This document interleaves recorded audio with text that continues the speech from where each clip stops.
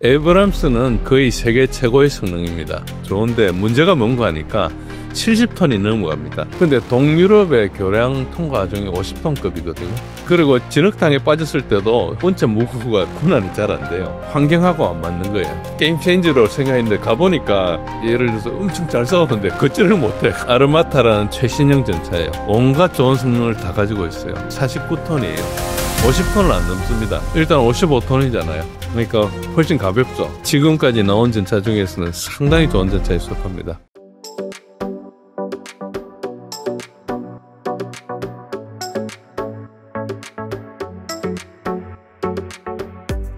교수님, 미국의 에이브람스 탱크는 세계 최고의 전차로 알려졌습니다. 역시 에이브람스 탱크가 게임 체인저다. 라는 평을 들으면서 이 우크라이나 전쟁이 들어갔는데, 이 전쟁에서 실제로 해보니까 탱크의 문제점이 굉장히 드러났다고 하는데 뭐 어떤 것들이 있었나요? 예, 에이브람스 탱크가 자체가 문제가 있어서 그런 건 아닙니다. 에이브람스는 지금도 굉장히 우수한 무기입니다. 에이브람스 M1, A1부터 시작해가지고 A2, A3, A 지금 버전이 어디까지 갔는지 모르겠습니다. 굉장히 많이 오고 개선도 하고 했는데요.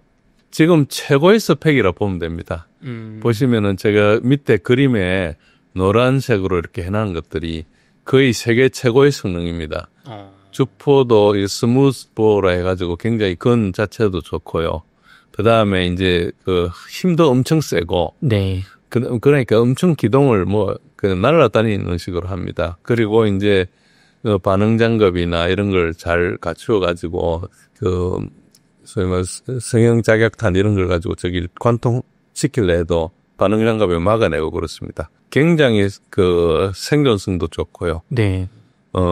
그래서 저 밑에 이제 전차는 밑에 차체가 있고 위에 포탑이 있는데 그 차체가 엄청 성능이 좋고 저게 관통이 잘 안 되는 금속으로 돼 있어요. 감선 우라늄 이런 걸 써가지고 그렇고요. 그리고 이제 차체도 좋은데다가 거기에 이제 파워팩 AGT 1500 저기 1500마력짜리 엔진 파워팩 무게만 한 7, 8톤 됩니다. 와. 굉장히 성능이 좋은 거예요. 최고 속도가 72km. 지금 러시아에서 신형으로 만든 이제 T14가 한 80km 정도 되는데요. 그래서 저게 이제 지금 그래도 옛날에 만든 모형치고는 엄청 센 거죠. 72km면 굉장히 빠른 겁니다. 저 스펙이 엄청 좋아요. 스펙 자체가 좋은데 문제가 뭔가 하니까 70톤이 넘어갑니다. 저게 한 69톤 이렇게 되는데 여기 포탄 싣고 이것저것 다 채우고 하면은 네. 70톤이 훨씬 넘어가 버려요. 근데 동유럽의 교량 통과 중에 50톤급이거든요. 그리고 진흙탕에 빠졌을 때도 원체 무구가 군환이 잘 안 돼요. 그거는 아브람스도 우수하지만 레파드나 챌린저도 다 마찬가지입니다. 되게 우수한 전차들인데 네. 레파드는 이제 2가 있고 2 다음에 A 다음에 번호가 6 있죠. 저 6 정도면 거의 최신입니다. 지금 6, 7 이렇게 정도가. 그전에 1, 2, 3 이런 것들은 옛날 구형이고요. 저 차들이 이제 모스크바에 전시해놨잖아요. 잘 보시면은 레파드 2는 생생한 채로 네. 잡혀인 거고요. 에이브람스는 이제 바퀴가 빠진 상태로 잡혔습니다. 아마 진흙탕 같은 데서 하다가 빠뜨졌든지 아니면 저기에 타격을 맞았든지 그럴 겁니다. 저 전차가 나빠서 그런 게 아니고 환경하고 안 맞는 거예요. 저 전차를 어떻게 만드는 80년도에 이제 바르샤바 조약기구하고 나토가 전면전을 했을 때 네. 이제 베를린으로 이제 이 바르샤바 조약기구 전차들이 쳐들어올 거다. 쳐들어오면 거기서 이제 막아야 되니까 엄청나게 튼튼하게 만드는 거예요. 그런데 지금 동유럽은 전부 저렇게 교량이 형편없어서 이런 전차들이 못 갑니다. 그럼 이런 전차들이 저런 다리로 가면 다리가 무너지거나 그렇죠. 그러니까 이제 다른 데로 가야죠. 다리 이제 통과 중이 있거든요. 네. 그러니까 그걸 피해서 이렇게 가야 되는 그런 거죠. 그래서 이 아브람스가 우수한 무기지만은 이 환경에 안 맞는 무기라는 뜻이에요. 그래서 이제 저기 다 게임 체인지로 생각했는데 가보니까 예를 들어서 엄청 잘 싸웠는데 걷지를 못해. 가보니까 없는 거하고 비슷한 거예요. 번째는 좋은데 뛰지를 못하는 이런 거하고 비슷한 그런 상황이죠. 그러면은 이게 뭐 그냥 상식적으로 생각해봤을 때 맞는 말씀이죠. 당연히 네. 교량을 통과를 못하니까 네. 도로를. 근데 전차가 무거워서 다리를 못 건너면 이제 뭐 공병 같은 거 불러서 이렇게 무겁게 건널 수 있는 부교를 설치하면 되고, 기름을 많이 먹으면 연료를 많이 보급하면 되고, 진흙탕에 빠지면 뭐 다른 전차가 와서 좀 이렇게 빼주면 되지 않을까, 이렇게 일반인의 시각으로는 생각을 하는데, 요런 소요들이 전장에서 좀 막대한 손해를 가져오게 되는 건가요?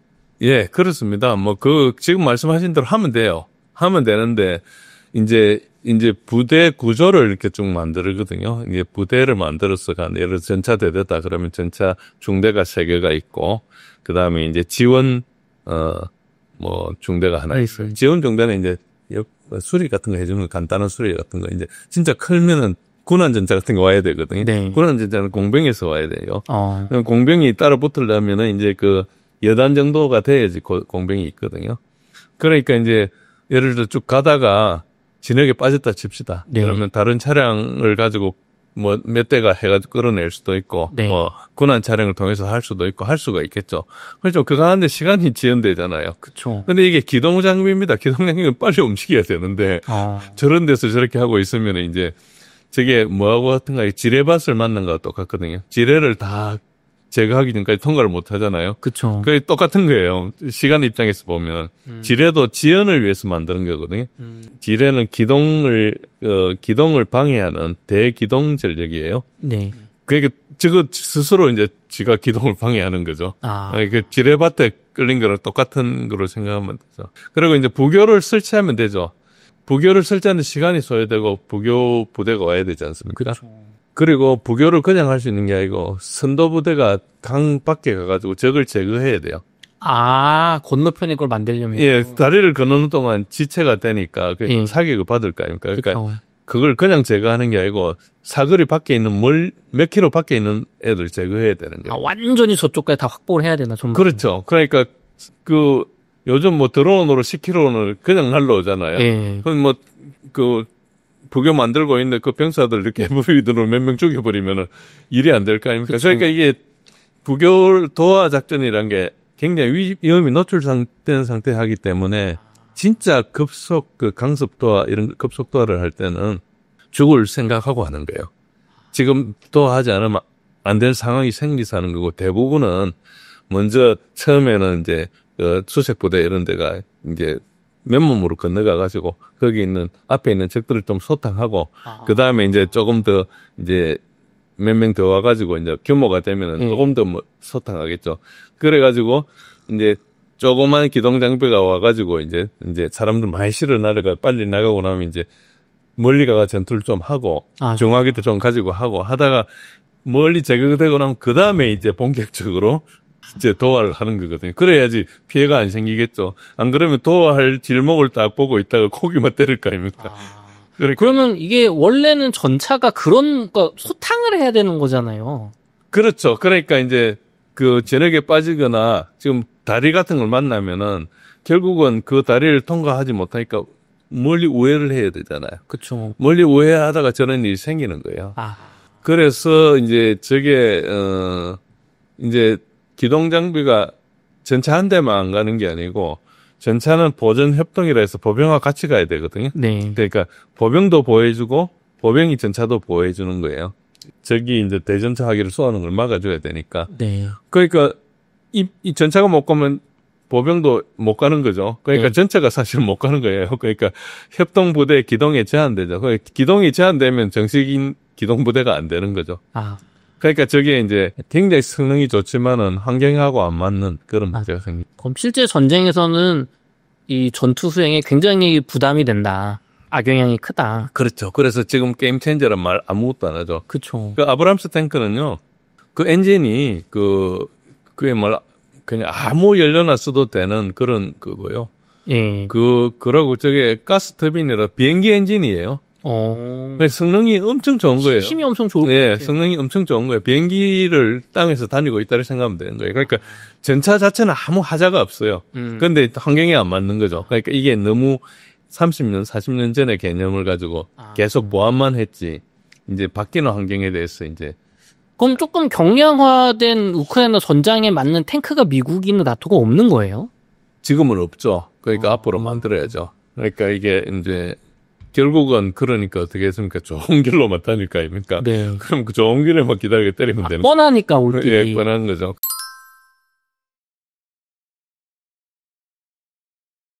러시아 전차는 이렇습니다. T-90이 지금 주력 전차예요. 네. 현재까지 178대가 파괴됐어요. 네. 3년 동안 싸우면서 그렇게 많이 파괴된 건 아니죠. 네. 물론 이제 T-72가 많이 싸웠어요. 그랬는데 이게 이제 전장에 있는 최신이고 그다음에 아르마타라는 T-14가 이제 이 오른쪽에 있는 전차입니다. 최신형 전차예요. 이거 보시면은 실전에 아직 투입하지는 않았지만은 자동 포탑하고 자동 로딩하고 능동공하고 복합장갑 온갖 좋은 성능을 다 가지고 있어요. 지금 이게 미국이 개발하려고 하는 전차의 스펙을 지금 얘는 다 가지고 있는 거예요, 벌써. 그런데 이제 얼마나 생산할지는 아직 모르죠. 그런데 잘 보시면은 T-90이 46톤이고요. T-14가 49톤이에요. 50톤은 안 넘습니다. 그러네요. 지금 70톤짜리하고 지금 게임이 안 되잖아요. 러시아는 아무 생각 없이 이렇게 만들었겠어요? 기본적으로 자기 환경에 맞게 만드는 거죠. 그리고 얘네들은 자기 땅에서 방어하는 전투를 할 거라 생각이기 때문에 거기에 맞게 만드는 거예요. 네, 그리고 여기는 이제 과학 발달해가지고 이제 복합 소재를 써서 이제 조금 강력한 그 방어력을 가지기는 하는데 어쨌든 그렇습니다. 그렇게 보십니다. 교수님 그러면은 저렇게 무게가 에이브람스가 70톤으로 무겁고 러시아 전차는 46톤, 49톤이면 그 무게만큼 에이브람스가 방어력이 훨씬 좋다는 뜻인가요? 방어력도 좋고 엔진 힘도 세고 그러고 뭐 포탄도 많이 싣고 뭐 자동화 장치를 많이 만들어 가지고 막 이렇게 하고 온갖 걸 다 하긴 하죠. 다 하기는 하는데 이제 그게 어떤 가하고 비슷한가니까 몽골군한테 유럽이 망한 게 유럽의 중세 기사들은 이제 그 굉장히 갑옷을 두껍게 하고 이렇게 했잖아요. 그래가지고 갑옷 이제 입혀주는 그 종이 있어야 되고 뭐 그랬잖아요. 그런 둔중한데 몽골군은 맨몸으로 말 3마리 끌고 와가지고 그냥 활 쏘고 이렇게 해가지고 다니니까 그냥 뭐 상대도 안 된 거죠. 그러니까 지금도 비슷해요.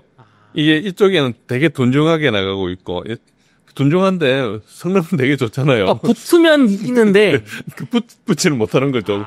그런 상황과 비슷하다고 보시면 됩니다. 그런 또 차이가 있군요. 그러면은 교수님 이게 실제로 2차 세계대전 때 무겁고 둔중하고 비싸지만 성능이 좋은 또 고장이 잘 나는 독일의 판터 전차, 타이거 전차를 러시아의 T-72 전차들이 기동성과 숫자로 격파한 사례가 이미 있었다면서요? 그때는 T-72가 T-34입니다. T-34. 네, T-34하고 뭐 타이거까지 할 것 없이 펜즈만 보면은 이제 이게 그 T-34가 이제 좀 발전했어요. 그때 이제 전차가 이런 식으로 나오다가 이제 경사 장갑을 해가지고 도탄을 유도하고 뭐 궤도도 광폭으로 해가지고 눈이나 진흙에 안 미끄러지게 하고 뭐 디젤 엔진도 이렇게 하고 연비도 흡수하고 이렇게 쭉 해서 이제 뭐 그렇게 좀 하긴 했습니다. 그래서 뭐 가장 큰 게 이제 그때는 전차와 전차가 정면으로 붙었으니까 장거리에서 이 주포가 독일 장갑차를 관통할 수 있을 거예요. 멀리서 쏘아가 관통할 수 있으면은 좋은 거잖아요. 그리고 이제 그런 면에서 좀 있었습니다. 뭐 그런데 전차는 그때는 서로 계속 발전해가지고 저게 이제 뭐 얼마 오래 가지는 않았는데 그래도 T-34가 획기적인 전차였어요. 2차 대전 때는. 그래서 즉 이게 6.25 때도 이 전차로 내려왔어요. 네. 그럼 어쨌든 러시아는 역사적으로 굉장히 기동성이 있고 뭐 이 기술적으로 진보한 어떻게 보면 좀 균형 잡힌 전차로 이 외적을 맞아왔었다. 그러니까 자기 환경에 맞게 하는 거죠. 이게 이제 러시아는 항상 방어적인 전투를 했거든요, 역사적으로. 그래서 이제 지상전에서 이게 어떻게 자기가 전투를 하냐에 대한 개념이 있어요. 그래서 이제 그런데 들어오는 사람들은 이제 그 환경을 생각하지 않고 러시아 환경을 생각하지 않고 내 있는 환경을 생각하고 만들잖아요. 그러니까 이제 그런 오차가 있는 거죠. 그럼 길 잘 닦여 있는 서유럽이나 미국에서 붙으면 에이브람스가 이기는데. 그렇죠. 지금 전장이 우크라이나니까 안 되는 거네요. 그런 식으로 봐야죠. 이게 동유럽은 뭐 교량이나 이런 게 튼튼하지 않아요. 그리고 실제로 미국에서도 차세대 전차인 에이브람스 X를 이제 만들려고 하는데 무게를 크게 낮추려고 노력 중이라고 한다고 합니다. 이게 뭐 전운이 이게 반영이 되는 건가요? 예, 일단은 그 전부터도 에브람스가 조금 무겁다는 것은 알려져서 이제 지금 그 소재 기술도 발달하고 하니까 일단 아직 그 확정은 안 됐고요. 60톤 이하. 지금 저게 에브람스 X는 저기 제너럴 아토믹스, 제너럴 그 다이나믹스에서 만든 건데요. 굉장히 뭐 딱 봐도 굉장히 그 뭔가 좋아 보이죠. 네, 좋아 보여요. 예. 거의 뭐 지금 아까 나온 아르마다하고 거의 같은 급입니다. 그러니까 경란이고 자세히 보시면 60톤 이하. 그러니까 앞에 5자가 붙게 되어 있습니다. 그리고 이제 하이브리드 엔진을 쓰고 자동 장전, 그리고 원격 폭탑, 그러면 이제 위에 올라가지고 뭘 할 필요가 없는 거예요. 밑에서 다 하는 거예요. 그리고 이제 능동 방어는 우리, K2 흡표전자에도 있죠. 그런데 어쨌든 그런 식으로 개발하고 있고, 이게 아마 올해 중에 상당 부분이 나올 겁니다. 이거는 이제 2022년도에 그 모델을 만들어가지고 계속 시험하고 있습니다. 아마 이걸로 올 거고요. 미국 그 육군 과학위원회에서 2023년에 했는데 2040년의 위협을 예상했습니다. 그걸 러우전을 관찰해 보고 그래서 이제 우크라이나전에서 관찰해 보니까 전차에 대한 가장 위협이 뭔가 해 보니까 일단 그 옆에 있는 지뢰, 포병, UAV 드론을 뜻하고요. 대전차 화기 그리고 다른 전차 저 순서로 이렇게 위협으로 본 겁니다. 그래가지고 그 다음에 이제 앞으로는 이게 극초음속 탄약도 넣을 줄 모른다. 그래가지고 저것도 대응해야 된다. 이렇게 해가지고 여기 있는 것처럼 이제 이 미래 M1X가 됐든 뭐 아브람스 X가 됐든 이 전차가 다루어야 될 그 위협들을 이렇게 10가지 정도 놓고요. 이제 이거를 이제 다 하게 이제 설계를 하고 있습니다. 그럼 전통적인 영화에서 보는 전차끼리 싸우는 그 위협을 가장 낮게 봤네요.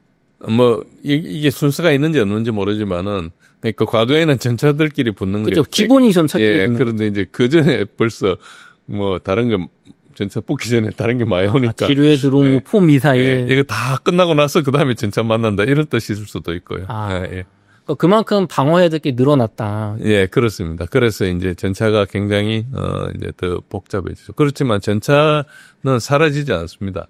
전차가 없으면 전장을 장악할 수가 없거든요. 우리 저희 유튜브 보시는 분들은 야 이거 드론 때문에 이제 비싼 전차 터져 나가니까 무용론.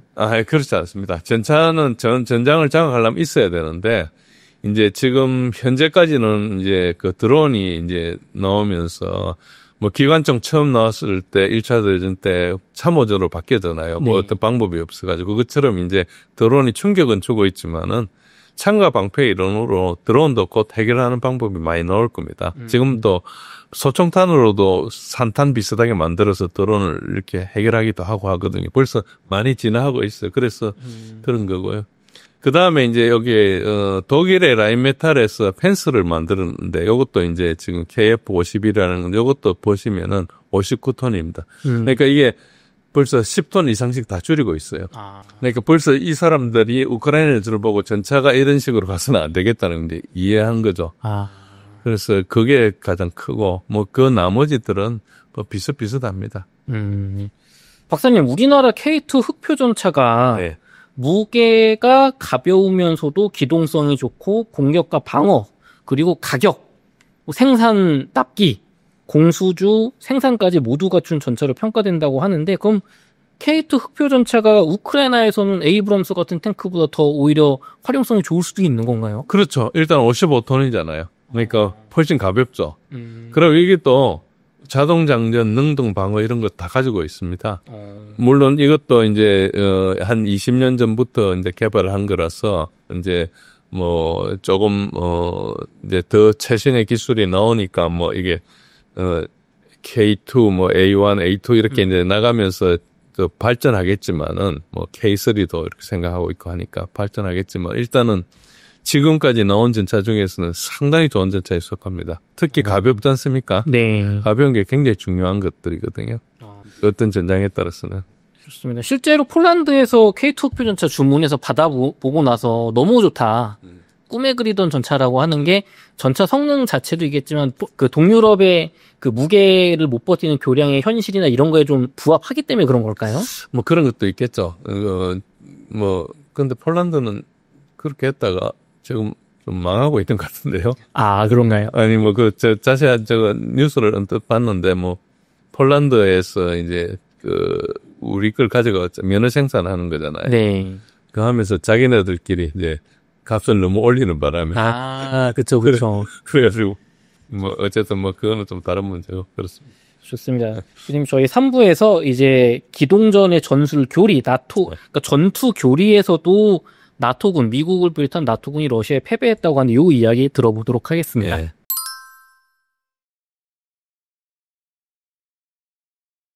교수님, 러시아 우크라이나 전쟁에서 미국을 비롯한 나토군의 전술 교리의 문제점이 드러났다고 들었는데, 이게 좀 어떤 말씀인지 궁금합니다. 예, 이건 약간 어려운 말씀인데요. 우선 이제 러시아의 전쟁 사상을 좀 먼저 알 필요가 있는데, 그러니까 기동전이 없어진다 이런 이야기도 있고 하지만은, 러시아는 옛날 구소련 시절부터 1930년대죠. 그때부터 전쟁은 기본적으로 소모전이라는 생각을 하고 있었습니다. 그래서 이 사람들은 기동은 작전적 차원이나 전술적 차원에서 기동이 필요할 수는 있지만은 네. 기동이 근본 아니다. 그러니까 유생 역량을 경멸해야 된다 이런 생각을 하고 있었어요. 이게 우리나라하고도 좀 비슷합니다. 우리나라 과거하고도. 근데 이 사람들이 이제 스탈린에 의해서 대거 숙청돼 버렸죠. 네. 그렇지만은 그 교리는 계속 발전했습니다. 저 사상 같은 거는. 그러니까 러시아는 그 땅이 굉장히 넓고 중심이 굉장히 깊기 때문에 상대를 끌어들이면은 전쟁을 할 수 있다. 그러니까 끌어들이고 보급을 잘라버리면은 이제 우리가 요리를 할 수 있다. 이런 생각을 가지고 있는 거예요. 그리고 유럽에 경계가 없으니까 한번 가면은 다시 또 쳐들어올 수 있잖아요. 그쵸. 그러니까 들어오면 반드시 죽여야 된다 생각하는 거예요. 아, 싹 몰살시켜야 된다. 그렇죠. 들어온 걸 그렇지 않으면 불리하면 갔다가 또 올 거라는 거죠. 네. 그러니까 그 생각이기 때문에 지금도 트럼프가 막 협상하자 그러는데 러시아는 그걸 전혀 받아들일 수 없는 거예요. 제가 다시 올 거니까 지금 없애든지 안 하게 하든지 해야 되는 거죠. 그러니까 다시는 전쟁을 안 하겠다 하면 그때 안 하는 거지. 완전히 없애려고 그러는 거예요. 그러니까 특히 이제 네오나치 이 세력이다 보니까 그런 거예요. 그래서 이제 우리나라도 전쟁을 하면은 처음에 우리가 당합니다. 네. 우리는 청야 입성이라 그래서 덜에 먹을 거 없이 다 하고 산으로 올라가 버렸잖아요. 네. 그래가지고 이제 보급을 해야 되는데 먹을 게 없어가지고 쳐들어온 사람들이 이제 네. 쫄쫄 굶다가 이제 가는 거죠. 그런데 퇴각하는 적을 우리는 섬멸했어요. 네. 고구려 때도 그랬고 고려 시절에도 그랬고 심지어 임진왜란 때도 그랬어요. 임진왜란 도망가는 일본군을 쫓아가지고 죽인 거죠. 그러니까 고구려 때 우리가 안시성 전투가 있었고 고려 때 살수대첩이나 네. 이런 게 다 도망가는 사람 잡는 거예요. 아. 그러니까 왜 그런가 하면은 쟤네들이 쳐들어와서 지금 힘들어서 가지만은 다시 온다는 거예요. 중국이 숫자가 많으니까. 어쨌든 다시 오니까 못 오게 하는 거죠. 똑같은 거예요. 우리도 두만강 쪽은, 이제 개모건 이쪽은 그냥 평평한데 고지거든요. 네. 그러니까 산으로 오는 게 아니고 그냥 만주에서 그냥 쉽게 왔다 갔다 하는 거예요, 거기는. 네. 그러니까 왔다가 분리하면 갔다가 다시 올 수 있잖아요. 그러니까 이제 적으로 온 사람은 완전히 섬멸해야 되는 거죠. 우리가 거란을 하거나 뭘 하거나 돌아가는 사람은 그냥 두질 않았어요. 그러니까 이거 다시 올 거니까. 네. 우리는 지금 전쟁하다가 지금 죽을 지경인데 쟤네들이 분리하다가 갔다가 또 다시 올 거냐. 그러니까 저게 러시아도 비슷해요. 섬멸을 하는 거예요. 유생 역량을 경멸한다. 그래서 잘 보시면 영토가 아니에요. 영토가 아니고 내 땅을 따먹는 것은 네. 일시적으로 유리하면 딸 수도 있고 잃을 수도 있잖아요. 네. 그런데 적을 반드시 죽여야 되는 거죠.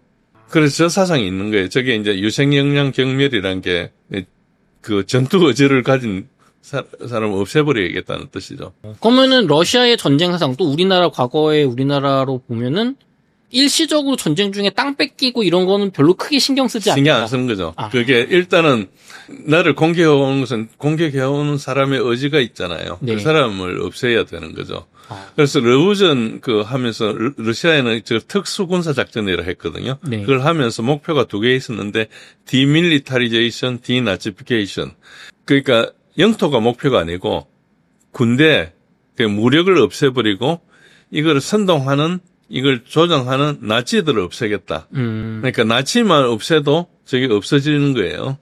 그러니까 저거를 군을 해체하거나 섬멸시키겠다. 이런 생각을 가지고 있는 거예요. 그러니까 뭐 휴전 얼마 하자 이런 게 전혀 안 먹혀드는 거죠. 그러니까 영토는 우선순위가 낮은 거니까. 그렇죠. 영토 좀 떼줄 테니까 휴전하면 절대 못 받는 거예요, 러시아는. 그렇죠. 그런데 서방에서는 영토를 이렇게 좀 차지하면은 굉장히 이긴 걸로 생각하거든요. 네.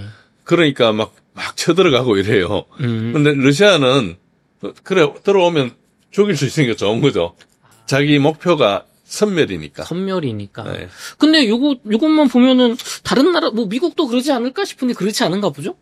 그러니까 좀 다르죠. 예를 들어서 일본군 같으면은 임진왜란 때도 그랬는데 들어와 가지고 군사 못 주고 장소를 잡아요. 네. 그러면 일본은 다 항복을 하거든요. 그쵸. 일본 문화는. 네. 근데 우리는 와가지고 이제 항복이란 게 없잖아요. 그쵸. 와가지고 이제 우리는 게릴라전. 섬멸시키겠다는 거고 일본은 뭐 이렇게 장악하고 작전에 방해하지 않으면 다 이용하고 살려주고 이런 개념이죠. 약간 다른 거죠. 뭐 그 일본이 뭐 덜 잔인하거나 그렇다는 게 아니고 개념 자체가 그러니까 일본 사람들은 장수를 잡았는데 왜 항복을 안 하지 이렇게 생각하는 거죠. 그쪽 문화는 그러니까. 우리는 누구라도 하나를 살려주면 안 되는 거죠. 그런 생각이죠. 그런 이제 나토의 공지전이라는 게 이제 에어랜드 배틀이라는 겁니다. 저게 뭔가 하면은 이제 지상군하고 항공전력이 항공뿐만 아니고 화력들 모든 수단들이 협조해서 한꺼번에 잘 공격해야 된다 이런 뜻이거든요. 네. 그러니까 따로따로 놀지 말고 네. 잘 협조해서 해야 된다. 저런 개념이에요. 그런데 저게 가능해졌던 게 뭔가 하니까 이제 통신 수단이 발달하니까 그런 협조가 되게 쉬워진 거죠. 그래서 이제 저런 개념이 좀 생겼고요. 저게 이제 80년대부터 이제 발전하기 시작합니다. 그런데 저걸 하다 보니까 이제 정밀한 타격을 이제 할 수 있고 정밀해지는 무기들이 많이 있고 이제 특히 통신이 많이 발달해서 그래서 이제 저 나토에서는 타이밍이 되게 중요해요.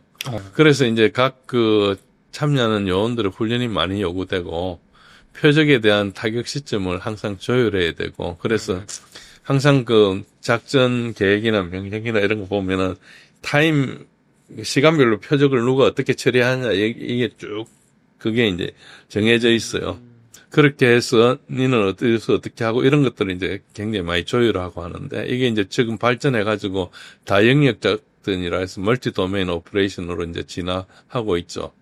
근데 저런 게 가능하려면은 이제 실시간 전술 데이터 링크가 잘 작동해야 돼요. 그러니까 탱크에서 잡은 표적을 비행기에 주기도 하고, 뭐 비행기에서 잡은 표적을 탱크한테 주기도 하고, 뭐 함정에서 받은 표적을 주기도 하고 이런 것들이 이제 일어나야 되죠. 네. 위성을 통한 네트워크가 있으면 저게 이제 되잖아요.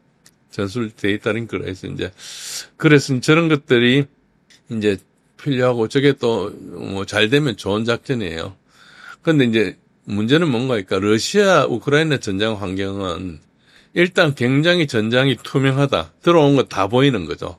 그리고 이제 나토나 이런 데서 했던 작전들이 대부분 상대가 뭐 형편이 없은 상대였어요. 통합방공망이 없거나. 네. 그 다음에 이제 그러니까 C4ISR이 굉장히 약하거나. 예, C4ISR이라 해서 이제 거의 모든 정보를 다 이렇게 하는 겁니다. 그러니까 센서들을 모인 것들을 다 네트워크로 형성해가지고 하는 것이거든요. 그러니까 이제 C4ISR과 러시아의 C4ISR이 이제 같이 있는 거예요. 그러니까 러시아도 위성이 있고 미국만치 많지는 않지만 위성 정보가 있고 그 다음에 전부 다 네트워크를 형성해 놓은 상태고 러시아의 방공망도 굉장히 우수한 상태고 그런 상태에서 전쟁을 해야 되는 거예요. 그러면은 이제 나토군이 비행기를 타고 들어가서 작전을 해야 되잖아요. 네. 못 들어가. 그러면 비행기가 없으면 이제 다른 걸로 해야 되는 거죠. 네. 그러니까 이게 저런 공지전 교류를 하려면 이런 게 다 살아 있어야 되는데 그 중에 몇 개가 빠지는 거예요. 왜 비행기가 폭격기나 전투기 이런 게 못 들어가나요? 방공망에 걸리니까. 아, 러시아 방공망 지상 미사일 이런 게 세다. 예, 걸리니까 못 들어가는 거예요. 그러니까 이게 뭐 이라크나 이런 뭐 아프간 같은데 방공망이 없는 데는 들어가지만은 네. 북한만 해도요. 네. 통합 방공망이 있어요. 그래서 우리가 들어가면 금방 알거든요. 그러니까 이제 북한이 뭐 방공 무기가 우수한 거나 이제 굉장히 양적으로 수적으로 많거든요. 그러니까 이제 함부로 들어가면 이제 큰일 나는 거죠. 그러니까 통합 방공망이 있는 데는 들어가면 이제 안 된다고 봐야 되는 거죠. 그러니까 뭐 일본이나 한국이나 북한이나 중국이나 러시아나 이런 데 방공망이 빵빵하거든요. 네. 그러니까 이제 뭐 들어가면은 큰일 나죠. 그런 데고요. 우크라이나가 이제 방공무기가 일찌감치 붕괴돼 버렸거든요.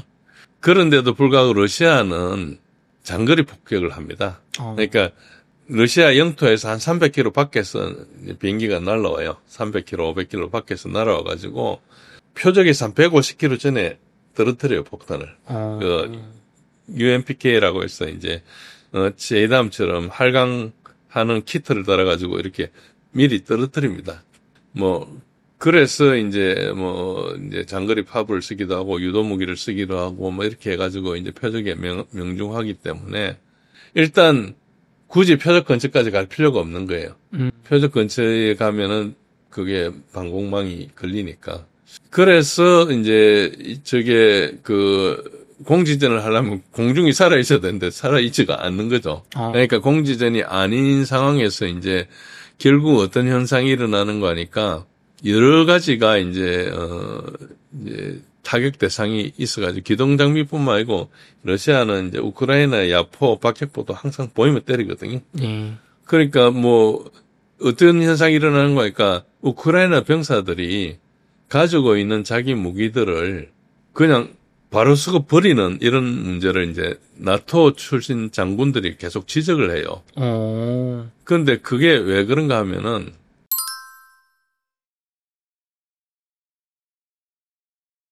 본래 이렇습니다. 한번 보시면은 오른쪽이 나토 방법이에요. 나토 방법은 이렇게 이제 바깥에서 이 적의 중심을 향해서 공격해 나갈 때 차근차근 이렇게 할 수도 있지만은 협조된 거 가지고 빨간 거는 빨간 것끼리 파란 거는 파란 것끼리 아니면 자기가 타이밍을 맞춰가지고 이렇게 이 컴퓨터 프로그램을 써가지고 최적화를 만들어서 하거든요. 근데 문제는 뭔가 이런 것들이 날아가는 거예요, 한두 개가. 못 들어오면은 밑에 애들이 협조된 공격하는 게 좀 무의미하잖아요. 그쵸. 그런데 러시아처럼 이렇게 하면은 요 앞에 있는 동종의 부대끼리 공격을 하는 거예요. 사거리 짧은 거 공격하고, 그 다음에 사거리 긴 게, 그 다음에 공격하고, 이런 식으로 공격을 하면은, 네트워크가 끊어지더라도 문제가 없잖아요. 그쵸. 근데 이거는 지금 이 다중 네트워크를 가지고 다영역 임무를 이렇게 하다 보니까, 이제 포병은 포병대로, 헬기는 헬기대로, 항공기는 항공기대로, 미사일대로 타이밍을 딱 맞춰서 부숴야 되는데, 하나는 부수고 나머지는 사흘 뒤에 부수고 이런 일이 발생하게 되는 거예요. 그러니까 이게 효과적이지 못하죠. 그러니까 이게 잘 되면 엄청 좋은데 이제 안 되는 환경에 걸려버리는 거죠. 그래서 러시아처럼 이게 로버스트한 거예요. 러시아는 그렇게 복잡하게 하지 않고 이제 앞에 네트워크가 끊어지도 작전을 할 수 있게 해놓고 하거든요.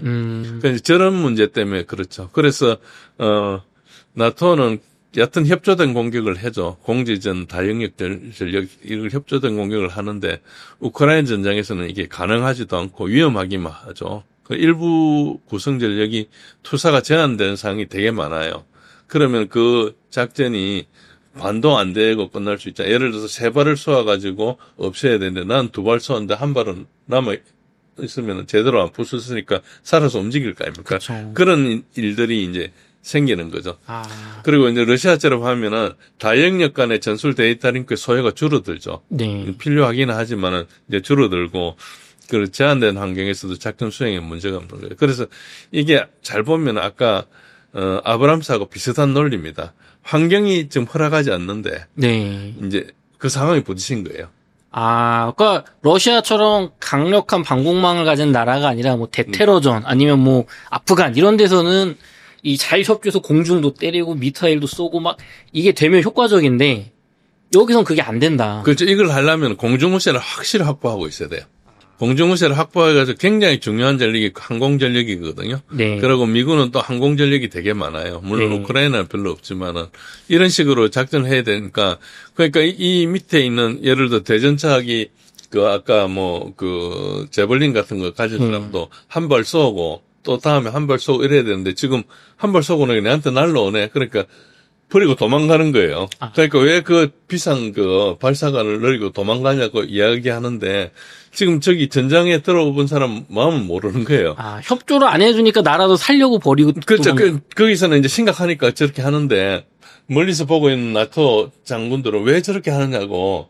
지금 여기 죽을 똥 살 똥인 거 모르는 거죠, 상황을. 그러니까 지금 C4의 SR이나 이런 것들이, 그리고 방공망이나 이런 거나 전자전 능력이 발달한 적을 상대로 작전하는 게 얼마나 힘든지, 여기서 나토의 교리가 사실 부딪힌 거죠. 그 전까지는, 미국하고 비슷한 군은 하나도 없었잖아요. 그쵸. 근데 지금 이제 비슷한 군보다 조금 더 우수한 군이 나타났거든요. 질적인 면에서. 그러면 교수님, 이게, 단순히 해프닝이 아니고 지금 미국을 비롯한 나토의 공지전 교리는 공중우세가 확보돼야 되는 게 필수잖아요. 그렇죠. 그러면은 당장에 중국이랑 미국이 전쟁하거나 똑같은 현상이 발생하죠. 똑같은 현상이 발생합니다. 그래서 이 전투를 굉장히 자세히 분석해야 돼요. 물론 중국의 전력 기술력이 그다지 미국만큼 우수하지는 않겠지만 지금 현재로는. 네. 특히 비행기 엔진이라 몇 개 핵심적인 분야는 하루아침에 안 되니까, 나중에 언제 할지 모르지만 지금은 이제 좀 떨어지죠.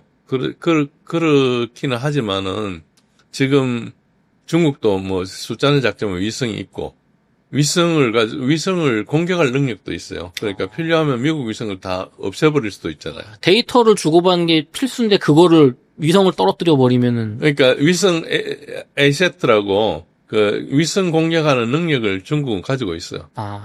그러니까 그걸 써버리면 위성 120개 대 위성 다 죽여버리면 되잖아요. 스타링크 이런 거. 스타링크는 그거는 그다지 중요하지 않겠죠. 그것도 할 수도 있지만 어쨌든 제일 중요한 게 정찰 위성이거든요. 키홀 같은 굉장히 세밀한 고가의 정찰, 굉장히 고정밀 위성. 이런 것들을 마비시켜버리면은 아무것도 없으니까 깜깜한 데서 지금 그냥 눈 감고 때려야 되는 거잖아요. 근데 지금 나토의 교리는 그게 너무 의존도가 크다. 이제 그런 상황에서 발전해 온 거죠. 그러니까 약간 어째 보면은 교만이라 할까요? 이때가 적이 없었으니까. 그러니까 드디어 러시아한테 이제 만난 건데 지금도 이제 인정을 못 하고 있죠. 충격스러운 상황인데. 항상 좀 나보다 약한 사람들만 싸우다 보니까 이게 효과적이라고 봤던 거네요. 그래서 이제 이게 제가 정보 실패라는 이야기를 계속합니다. 잘못 보고 있는 거예요. 그러니까 잘못 보고 있는데 잘 보고 있으면 하지 않을 일들을 계속하고 있거든요. 그래서 좋습니다. 그럼 박사님 또 마지막 질문 하나만 드려볼게요. 저희 생각에는 아니 그러면 스텔스 전투기 F-22, F-35 이런 거 좋은 거 많으니까 B2 폭격기 그런 걸로 공지전 하면은 되는 거 아니냐. 스텔스 전투기 그럴 때 써먹는 거 아니냐 이렇게 생각도 들거든요. 그러면은 이제 직접 전투가 되는 거죠. 현재까지는 우크라이나하고 러시아 싸우는 거로 돼 있잖아요. 뭘 이야기하든. 네. 그러면 F-35를 집어넣는다 싶다. 몇 가지 문제가 있는데 우선 F-35를 넣으려면 F-35 조종사를 넣어야 될 거 아니에요. 그쵸. 조종사, 우크라이나 조종사가 들어가야 되잖아요. 그쵸. 그거 만드는데 몇 년 걸리겠어요. 그러니까 들어가는데 이제 만약에 들어갔다 칩시다. 들어갔다 쳤을 때 만약에 F-35가 러시아 방공 레이더에 잡히면 어떻게 할 거예요? 지금은 안 잡히니까 스텔스 전투기인 거잖아요. 근데 러시아의 레이더 능력을 모르잖아요. 이게 잡힐지 안 잡힐지 실제로 테스트는 모르는 거예요. 러시아를 연구하는 사람은 이만하게 나타난다고 알고 있거든요. 좀 비공식적으로는 잡힌다. 다 잡힌다고 알고 있어요. 그 사건이 하나 있었어요. 그게 이제 터키에서 F-35를 이제 같이 공동 개발자였거든요. F-35 개발을 하는데 터키가 사드를 미국에 살려고 했어요. 네. 미국에서 안 팔겠다 그랬거든요. 그래가지고 S-400을 살려고 했어요, 러시아가. 네. S-400을 사기로 했어. 그러니까 그 트럼프 일기 때인데 그러면 네 F-35 안 준다.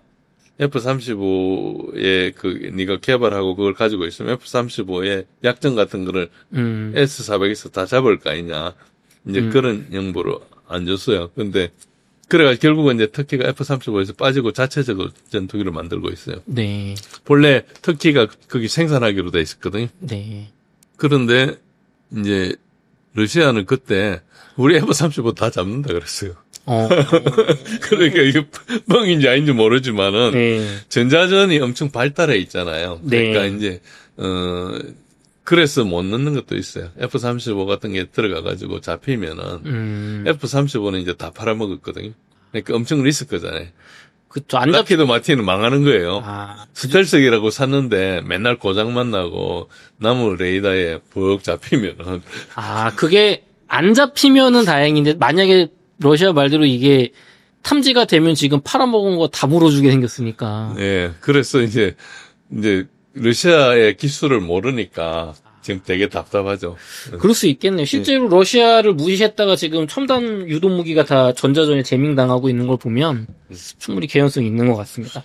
박사님, 그럼 저희 이어서 예. 러시아의 미사일 능력 그리고 극초음속 미사일이 미국을 압도한다고 하는데 그 이야기를 나눠보도록 하겠습니다. 예.